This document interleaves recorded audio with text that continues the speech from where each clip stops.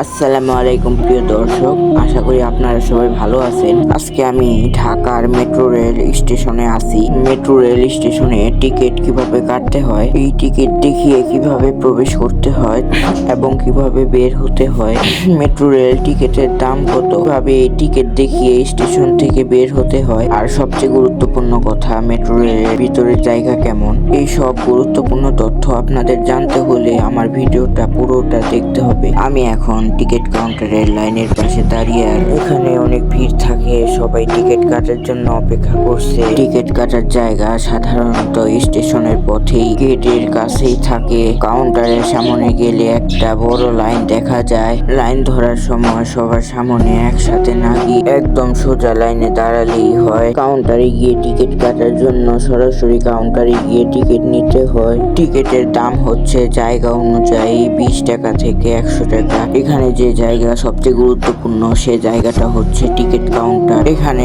Line ধরে ticket কাটতে হয়। আমরা এখন দেখাবো মেট্রো রেলের রাস্তা এবং মেট্রো রেল। দেখুন, এই মেট্রো রেলটি মেট্রো রেলের রাস্তার উপর দিয়ে চলছে। মেট্রো রেলের রাস্তা অনেক উপরে, রাস্তার যানজটের উপর দিয়ে এই ট্রেন চলাচল করে। এই মেট্রো রেল দিয়ে আপনারা আগারগাঁও বিমান বাহিনী জাদুঘরে যেতে পারবেন। এখন আমি দেখাবো এই মেট্রো রেলের ভেতরের অংশটুকু।